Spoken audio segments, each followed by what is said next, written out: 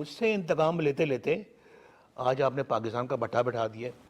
یعنی مجھ سے تو انتقام لینا تھا لے لیتے, لیکن پاکستان سے آپ کو انتقام لینے کے لیے کس نے آپ کو یہ کہا؟ ہر چیز مہنگی ہوئی ہے. عمران خان کے دور میں میرے دور تک عوام خوش تھے, مطمئن تھے. مشتری میں $5 بلین پیش کر دیا گیا ہمیں. ہم نے کہا اس پہ بھی ایبسلوٹلی ناٹ. پاکستان کی اپنی غیرت ہے, اس پہ کوئی کمپرومائز نہیں. اللہ تعالیٰ کا بڑا شکر ہے آج مریم میرے ساتھ بیٹھی ہیں, تو مجھے وہ سب مناظر یاد آ رہے ہیں جو پاکستان پہ جا کے ایئرپورٹ پہ اترتے جو انہوں نے ہمارے ساتھ جو حال کیا وہ آپ کے سامنے ہے. جیسے کہ ایک بہادر بیٹی اپنے باپ کا ساتھ دیتی ہے, مریم نے وہ ثبوت دیا ہے. ماشاءاللہ مجھے فخر ہے مریم پہ. میرے بھائی شہباز شریف صاحب بھی اس کے معترف ہیں. شہباز شریف صاحب نے پبلکلی بہت زیادہ اس کو اپریشیٹ بھی کیا. پارٹی ماشاءاللہ اس معترف ہے اس بات کی. میری والدہ صاحبہ کا میں آپ کو ایک بات بتاؤں, وہ مجھ سے خصوصی پیار کرتی تھی. پنڈی والی جیل ہے وہاں آ کے جب مجھے ہفتے میں ایک دفعہ جب ملتی تھی تو مجھے کہتی تھی میں نے اب تمہارے بغیر واپس نہیں جانا. کہ نہیں ہم نہیں کر سکتے. ان کے نہیں پھر میں بھی ان کے ساتھ یہاں رہوں گی سیل میں, مجھے بھی یہیں رکھ دو. پھر شہباز صاحب کو یہ گرا ہی رہا ہے ہمیشہ کہ آپ سے امی زیادہ پیار کرتی تھیں, آپ پلیٹھی کے ہیں. جب انہوں نے جان دی تو بالکل میرے ہاتھوں میں تھی. میں ان کے سراہانے بیٹھا ہوا تھا جب وہ سسکیاں لے رہی تھیں, اور ودن منٹس وہ پھر فوت ہو گئیں. یہ تھے مسلم لیگ نون کے قائد میاں نواز شریف, جو اب سے کچھ دیر قبل لندن میں مریم نواز شریف کی موجودگی میں وہ میڈیا سے گفتگو انہوں نے کی, اور اس گفتگو کے دوران انہوں نے اپنی دل کی باتیں کی, اور گزشتہ چند سالوں میں جو واقعات ان کے ساتھ ہوئے ان کا انہوں نے تفصیل سے ذکر کیا. اور ان کا یہ کہنا تھا کہ ظاہر ہے جس انداز میں مجھے وزارت عظمیٰ سے نکالا گیا, جس طرح سے مجھے پارٹی صدارت سے ہٹایا گیا, یہ ایک عدالتی فیصلہ نہیں تھا بلکہ اس سے ایک انتقام کی بو آ رہی تھی. یہ عدالتی فیصلہ نہیں بلکہ یہ ایک سیاسی انتقام تھا جو مجھ سے لیا جا رہا تھا. سابق وزیر اعظم میاں نواز شریف کا کہنا تھا کہ ان کے دور حکومت میں ملک نے ترقی کی, اقتصادی سطح پر بھی سیاسی سطح پر بھی معاملات آگے بڑھے, اور ڈالر کے حوالے سے بھی انہوں نے کہا کہ اقتصادی طور پہ صورتحال اتنی بہتر تھی کہ ڈالر بھی کنٹرول میں تھا, جو اشیاء ضروریہ کی چیزیں تھیں وہ بھی کنٹرول میں تھیں, لیکن ایک خاص ایجنڈے کے تحت ایک پلان بنایا گیا اور اس کے تحت ان کو وزارت عظمیٰ سے ہٹایا گیا, اور اس کے بعد جو ملک کے ساتھ ہوا وہ ہم سب کے سامنے ہے. آج میاں نواز شریف نے ایک عرصے کے بعد تفصیل سے بتایا ہے کہ ان کے ساتھ کیا کیا واقعات ہوئے. بیگم کلثوم نواز مرحومہ کے حوالے سے انہوں نے تفصیل سے بات کی کہ کس طرح سے ان کی بیماری کا مذاق اڑایا گیا. وہ بستر مرگ پہ تھیں لیکن طرح طرح کی باتیں کی گئیں. بدقسمتی سے یہاں پر بیماری ثابت کرنا پڑتا ہے, بیماری کو بھی مر کر ثابت کرنا پڑتا ہے. ان کا کہنا تھا کہ انہیں جیل میں اطلاع دی گئی کہ ان کی حالت نازک ہے, ان بار بار منتیں کرتے رہے جیل سپرڈنٹ سے کہ انہیں فون کرنے کی اجازت دی جائے, لیکن انہیں فون کرنے نہیں دیا گیا, اور بعد میں 3 گھنٹے بعد انہیں بتایا گیا کہ بیگم کلثوم نواز صاحبہ اس دنیا میں نہیں رہیں. ٹیلی فون لائن پہ اس خصوصی ٹرانسمیشن میں ہمیں رہے ہیں سینئر صحافی اور تجزیہ کار سلمان غنی. سلمان غنی صاحب, آپ نے بھی یہ گفتگو دیکھی, انہوں نے اپنی دل کی باتیں کی, اور جو کچھ گزشتہ سالوں میں ہوا ان کے ساتھ انہوں نے بڑی تفصیل سے وضاحت کی. آپ کا کیا امپریشن ہے ان کی اس گفتگو کے بارے میں؟ جی سلمان غنی صاحب, آپ ہمارے ساتھ لائن پہ ہیں؟ غالباً ہمارا رابطہ ان سے منقطع ہو گیا ہے, لیکن آج جو انہوں نے باتیں کی میڈیا کے ساتھ تفصیل سے انہوں نے گفتگو کی, اور جو ان چند سالوں کے اندر, یہ گزشتہ 3-4 سالوں کے اندر جب میاں نواز شریف کو سزا ہوئی تھی اس دوران ان کے ساتھ جو واقعات ہوئے ان کا انہوں نے تفصیل سے ذکر کیا.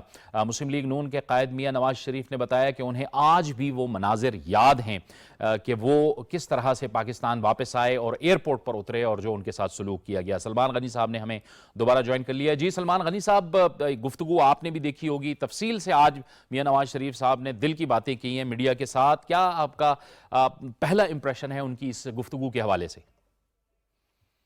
دیکھیں جاوید, بظاہر تو وہ مسکرا رہے تھے لیکن ساری یادیں بڑی تلخ تھی, اور اس میں کوئی شک نہیں کہ جس صورتحال سے انہیں دوچار ہونا پڑا, انہیں وزارت عظمیٰ سے رخصت کیا گیا, اس کے بعد ان سے پارٹی صدارت بھی لی گئی.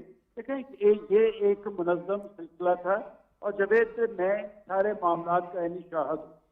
اور ایک بات جس کا ذکر شاید نواز شریف صاحب نے نہیں کیا، تو مجھے یاد پڑتا ہے کہ one belt one road conference تھی چائنا میں، اور وہاں پر پاکستان کا خصوصی طور پہ ذکر کیا پریزیڈنٹ شی نے، 3 دفعہ ذکر کیا۔ شام کو میاں صاحب سے سامنا ہوا تو میں نے انہیں کہا کہ میاں صاحب یہ جو نواز شریف صاحب کا یہ کہنا تھا کہ آپ نے پریزیڈنٹ شی کی تقریر سنی ہے، اس میں پاکستان کا رول تو بڑھے گا۔ تو میں نے کہا جی مجھے ایک پریشانی ضرور ہے کہ یہ کسی ایک شخص کو بھگتنی پڑے گی کیونکہ انٹرنیشنل فورسز بھی یہاں موجود ہیں۔ انہوں نے کہا کس شخص کو؟ میں نے کہا میرے مخاطب کو۔ تو میں سمجھتا ہوں کہ یہ سلسلہ اسی وقت سے چل پڑا تھا، سی پیک بھی ٹارگٹ تھا کچھ فورسز کا۔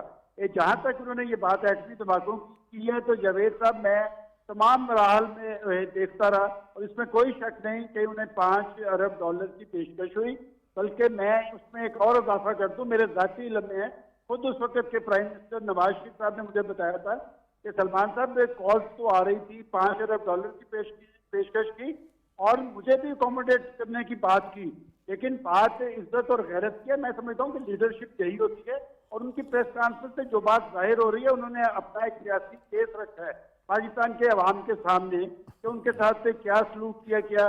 انہوں نے کمپیریزن کیا ہے ماضی کی حکومت کا، پھر عمران خان صاحب کی حکومت کا۔ اس میں تو کوئی شک نہیں، دو آ رہا نہیں کہ اس وقت نواز شریف صاحب کی حکومت کے دور کے اندر پاکستان کا ایک رخ تھا۔ میں یہ نہیں کہتا کہ اس وقت کوئی مہنگائی نہیں تھی یا بے روزگاری نہیں تھی، ایک رخ میں متعین تھا، اور پاکستان ترقی کی شاہراہ کی طرف گامزن تھا، اور اس میں خاص طور پہ سی پیک کے حوالے سے لوگوں کو بڑی امیدیں اور توقعات تھی۔ لیکن جب ہم ایٹمی دھماکوں کی بات کرتے ہیں تو جاوید ایک بات تو آپ بھی جانتے ہیں، جب سے پاکستان ایٹمی طاقت بنا ہے، پاکستان دفاعی اعتبار سے خود انحصاری کی منزل پہ پہنچا ہے۔ اس کے بعد سے ہمارے دشمن کو یہ جرت نہیں ہوئی کہ وہ پاکستان پہ جارحیت کرے، اور اگر اس نے جارحیت کی کہیں نیت بھی کی ہے تو اسے الٹی پڑی ہے۔ تو پاکستان کو اگر معاشی حوالے سے خود مختاری کی منزل پہ لے جانا تھا، اس میں سی پیک نے ایک بنیادی رول ادا کرنا تھا۔ اور اس پہ میں یہ بات بھی بتاتا چلوں کہ نواز شریف صاحب کے دور کے بعد جب عمران خان صاحب کا وزٹ آیا تو میں حوالہ دوں گا۔ سلمان غازی صاحب آپ تھوڑی دیر ہمارے ساتھ موجود رہیے گا۔ ہمیں ٹیلی فون لائن پہ سینیٹر عرفان صدیقی صاحب بھی جوائن کر رہے ہیں۔ عرفان صدیقی صاحب بہت شکریہ، آپ نے ہمیں جوائن کیا۔ بہت سے ایسے واقعات ہیں کہ جس کے آپ خود بھی عینی شاہد ہیں۔ 2007 میں جب پاکستان میاں نواز شریف صاحب مشرف دور میں واپس آ رہے تھے، وہ جو ایک ایگزائل کی زندگی تھی اس کو ہم نے بھی بڑے قریب سے دیکھا، ہم نے کور کیا۔ آج جو گفتگو ہوئی ہمیں دکھ رہا ہے کہ ایک دکھ ہے ان کے اندر، بات تو وہ ایک اعتماد کے ساتھ کر رہے تھے، لیکن ایک دکھ ہے، یعنی اتنی چھوٹی چھوٹی سی باتیں کہ آپ جیل سپرڈنٹ صاحب سے بار بار درخواست کر رہے ہیں کہ آپ فون پہ بات کروا دیں، اور آپ فون پہ بات نہیں کرواتے، اور 3 گھنٹے بعد وہی لوگ آپ کو آ کے بتاتے ہیں کہ بیگم صاحبہ اب اس زندگی میں اس دنیا میں نہیں رہیں۔ یہ کہاں سے اتنے پتھر دل لوگ آ جاتے ہیں ہمارے نظام کے اندر؟ یہ بہت سی ایسے معاملات تھے جن کو اوائڈ کیا جا سکتا تھا سینیٹر صاحب۔ جی بہت شکریہ جاوید۔ میں نے میاں صاحب کی پوری گفتگو سنی ہے شروع سے آخر تک، اور یہ واقعات جو انہوں نے بڑی تفصیل کے ساتھ بیان کیے ہیں، میں ان سے بڑی حد تک ذاتی طور پہ بھی آگاہ ہوں، اور بہت سی باتیں میں نے ان کی زبانی سنی ہیں، بہت سی چیزیں میں نے خود اپنی آنکھوں سے دیکھی ہیں۔ جو آپ نے 2007-8 کا ذکر کیا، جب لندن سے آئے تھے تو بھی میں ان کے ساتھ تھا۔ وہ ایک ڈکٹیٹر کا دور تھا، اور جو منظر اسلام آباد کے ہوائی اڈے پہ میں نے دیکھا وہ ابھی تک میرے ذہن میں ہے۔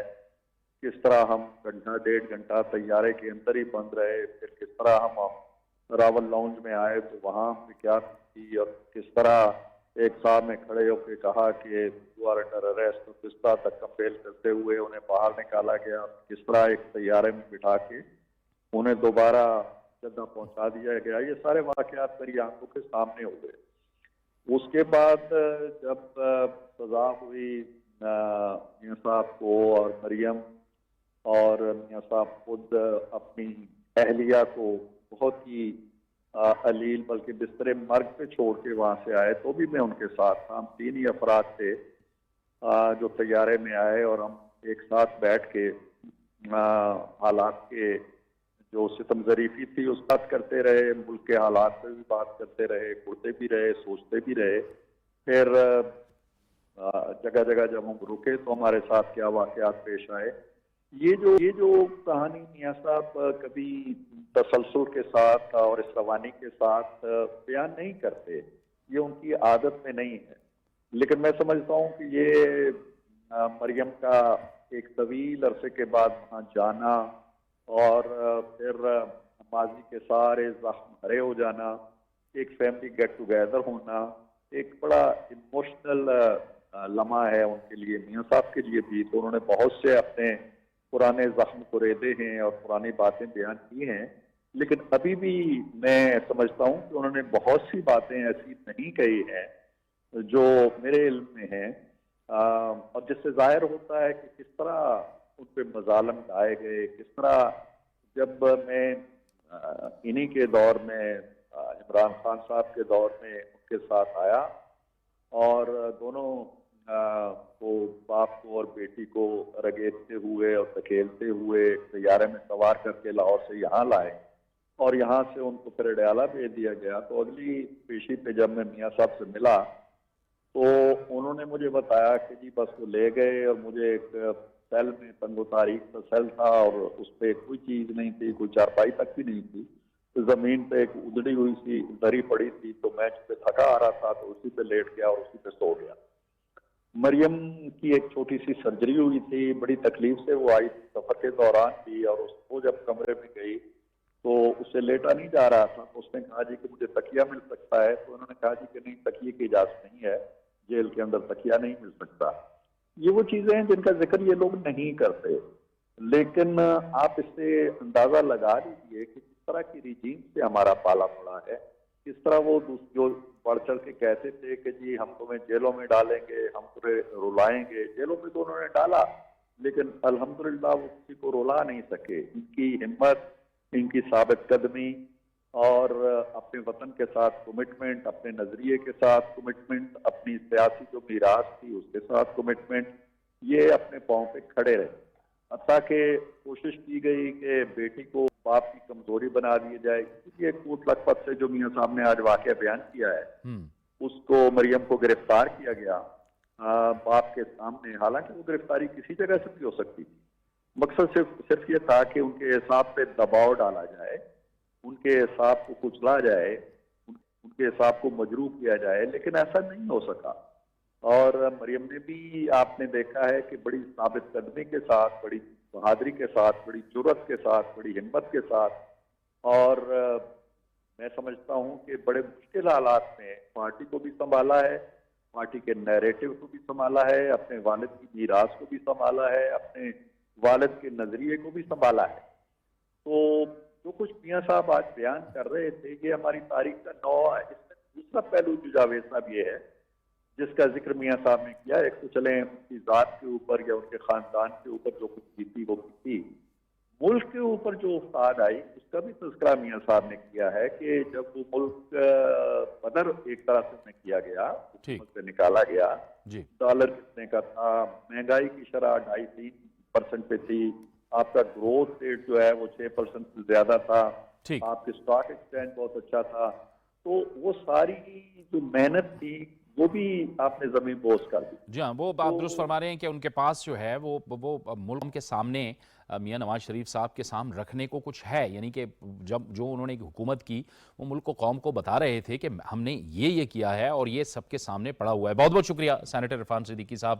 یہ ہماری اس خصوصی ٹرانسمیشن میں بریک کا وقت ہوا چاہتا ہے. بریک کے بعد ٹرانسمیشن جاری رہے گی.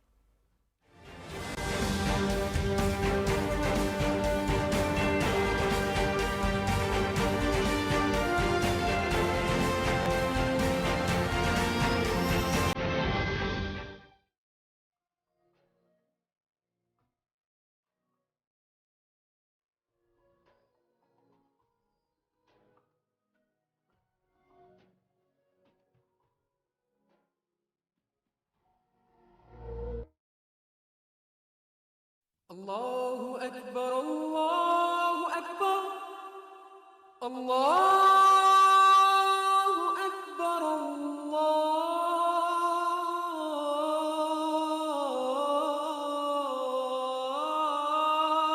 الله أكبر أشهد أن لا إله إلا الله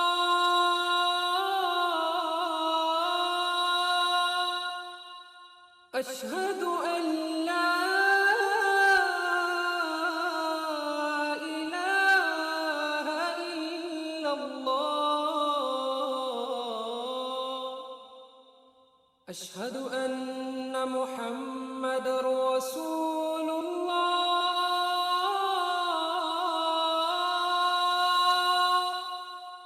أشهد أن محمد رسول الله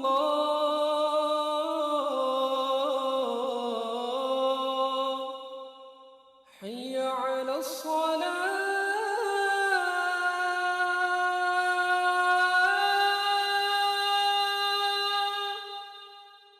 حي على الصلاة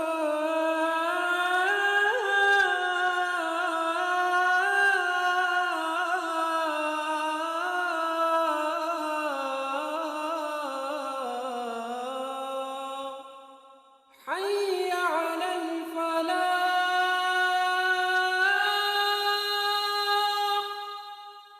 حي على الفلاح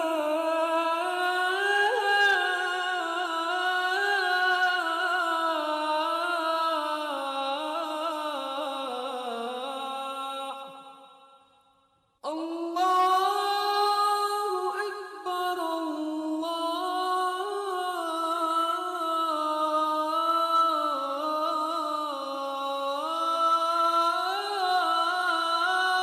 أكبر لا إله إلا الله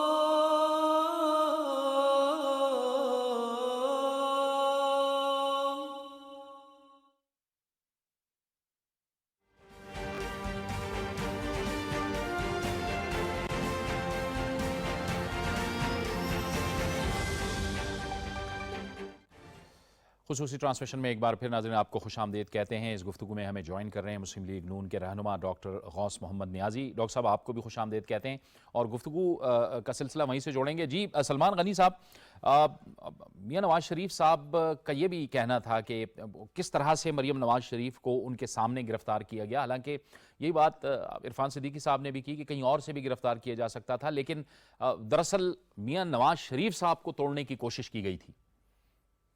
جاوید بالکل آپ نے درست کہا کہ یہ بات ایک دفعہ نہیں ہوا.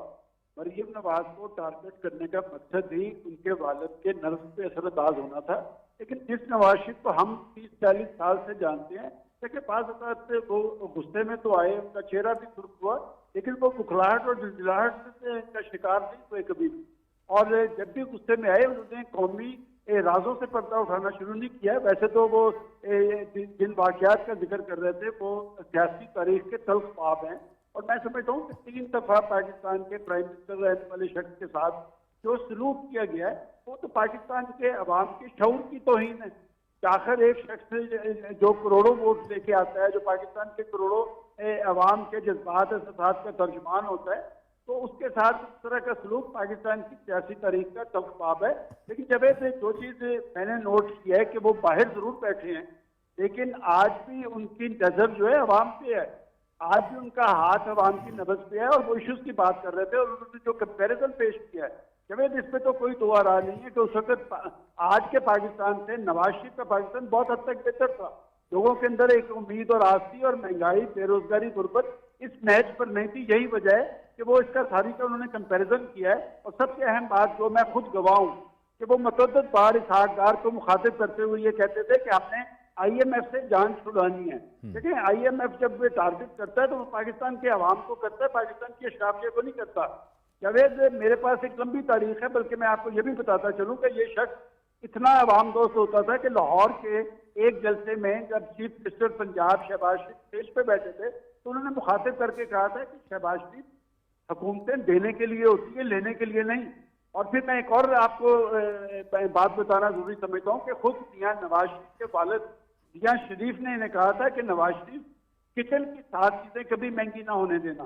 کیونکہ جب تک لوگوں کی دال روٹی چلتی ہے ملک خیر مستحکم نہیں ہوتا. تو میں سمجھتا ہوں کہ وہاں پر بیٹھے ہوئے بھی ان کی نظر جو ہے پاکستان کے عوام پہ ہے اور اسی مائنڈ سیٹ کو بروکار لانے کی ضرورت ہے. اسی لیے انہوں نے ایشوز کی بات کی ہے. جہاں تک مریم نواز کی بات ہے تو جاوید شاید میں وہ باہر جرنلسٹ ہوں کہ 1998 میں میرا پہلی دفعہ مریم نواز سے ٹیلی فون پہ ان کی والدہ سے رابطہ ہوا اور میں ہمیشہ ایک بات کہا کرتا ہوں پوری یکسوئی سے کہ مشکل حالات کے اندر جو مسلم لیگ نون میں مردانہ وار جنگ کسی نے لڑی ہے تو ان دو خواتین نے لڑی ہے. ٹھیک ہے. اس وقت بھی دیکھیں کہ مشکل صورتحال تھی تو میں کلثوم نواز باہر نکلی تھی. بالکل اور صحیح. اب بھی جب نواز شریف صاحب پہ برا وقت آیا تو پھر مریم نواز باہر نکلی ہیں اور مریم نواز نے بالکل جرأت اور بہادری کی تاریخ رقم کی. اور یہی ذکر میاں نواز شریف صاحب نے بھی کیا کہ ایک بیٹی کی طرح وہ باپ کے ساتھ کھڑی رہیں اور اسی وجہ سے وہ ان پہ فخر کرتے ہیں. بہت شکریہ سلمان غنی صاحب. ڈاکٹر صاحب آپ کی طرف آئیں گے. ڈاکٹر صاحب میاں نواز شریف صاحب نے کہا کہ $5 ارب جو ہے وہ پلیٹ میں رکھ کے ان کو دیے جا رہے تھے لیکن انہوں نے اس وقت ایبسولوٹلی ناٹ کہا. ایک ایبسولوٹلی ناٹ عمران خان صاحب کا ہے اور یہ تاریخ ہے, یعنی یہ تاریخ بھی ہے اور یہ حقیقت بھی ہے کہ انٹرٹینمنٹ چینل HBO چینل اس پہ بیٹھا ہوا ہے ایک فرضی سوال کا جواب ایبسولوٹلی ناٹ جس پر ان کے جو چاہنے والے ہیں وہ اس کو ایک نیریٹو بنا دیتے ہیں. لیکن دوسری طرف میاں نواز شریف ہیں کہ جن کے سامنے کلنٹن جو ہے وہ $5 ارب کی آفر لے کے آتے ہیں لیکن وہ کہتے ہیں نہیں ہم قوم کی خودداری پہ کوئی کمپرومائز نہیں کریں گے اور ایٹمی دھماکے کر دیے جاتے ہیں. ڈاکٹر صاحب. جی بالکل آپ نے صحیح فرمایا. جب ایٹمی دھماکے کی باری آئی اور انڈیا نے جب ایٹمی دھماکے کی اس وقت میاں صاحب ملک سے باہر تھے اور ہمارے سینیٹر مشاہد حسن سید صاحب اس وقت ان کے ساتھ تھے, وہ چونکہ ہمارے کولیگ رہے ہیں.